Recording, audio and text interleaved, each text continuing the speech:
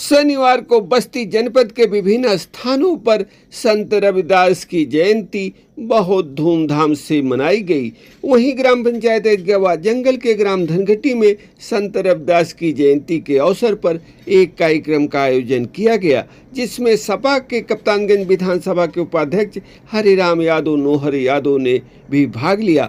श्री यादव ने इस कार्यक्रम में सर्वप्रथम संत रविदास के चित्त पर पुष्प अर्पित कर लोगों को संबोधित करते हुए कहा कि संत रविदास के विचार और कर्म इतने साफ थे कि उनके आह्वान पर कठौती में गंगा जी को प्रकट होना पड़ा। इसलिए हर व्यक्ति को अपने कर्म और विचार को साफ रखना चाहिए। इस मौके पर राजित राम ने भी अपने विचार व्यक्त किए। इस मौके पर राम निवास, आसाराम, विवेक, बनवारी, राम नरेश, पूजा, करिश्मा, अनीता, कविता, बृहस्पति, लल्लू, जगदीश, अनिल चौधरी आदि लोग उपस्थित रहे।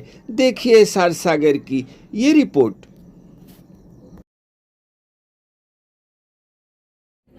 संत शिरोमणि रविदास जयंती के शुभ अवसर पर मैं ये जरूर कहूंगा कि हर वर्ष की तरह जो संत शिरोमणि रविदास की जयंती मनाई जा रही है वो उससे कुछ सीख लें, जिससे कि क्या नाम है जीवन में कुछ सुधार हो जाए। फूल माला चढ़ा देने से कुछ मिलने वाला नहीं है। इससे हम सभी लोगों को कुछ ज्ञान की जो बातें हमारे संत महात्माओं ने कहा है उससे कुछ ज्ञान अर्जित करना चाहिए, और यह जो महात्माओं का संदेश है वो अपने समाज में, अपने बच्चों में निश्चित रूप में बताना चाहिए कि उस मार्ग पे चले और आगे बढ़े। इसी के साथ मैं अपनी वाणी को विराम देता हूँ।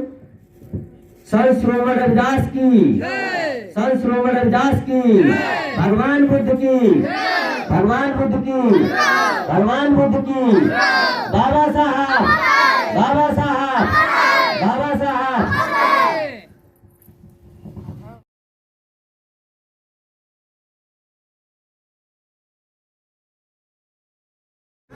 हमारी माताएं, बहनें, नन्हे मुन्ने, बूढ़े बुजुर्ग, देवतुल्य जनता को हृदय की गहराइयों से हार्दिक अभिनंदन वंदन करता हूँ। मेरे दोस्तों,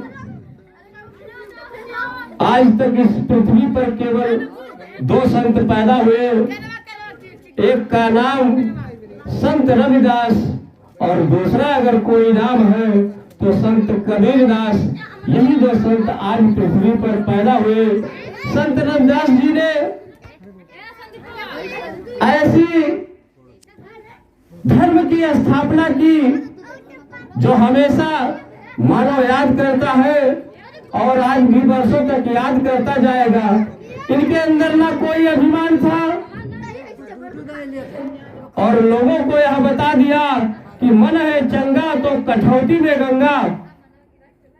इनकी कुछ बातें थी, यह मोची का काम किया करते थे, लेकिन एक दिन जब बात आई भक्ति की तो लोग कहे कि गंगा जी में स्नान करने आपको नहीं चलना है। तो उन्होंने कहा कि आप लोग जाइए और गंगा जी से मेरी प्रार्थना कर दीजिएगा, बता दीजिएगा उनसे कि आपका ये भक्त ये चीज दिया है आपको, यह मेरा भी कर दीजिएगा। तो सारे लोग चले गए और जाने के बाद लोगों ने खिल्लियां उड़ाई। लोगों ने कहा कि आपका भक्त रविदास ने भी ये चीज दिया है। तुरंत गंगा जी प्रकट हुई और उन्होंने कहा कि मेरा भक्त रविदास ने मेरे लिए दिया है तो ठीक है, वह आप मुझे अर्पण किए, लेकिन मैं भी तुम्हें दे रही हूं, वो आप भी अर्पण करिए। और जब अर्पण किए तो उनके मन में लालच बसा, वो उस रास्ते को छोड़ दिए। छोड़ने के बाद अपने घर लेके चले गए, अपने बच्चों को दे दिए।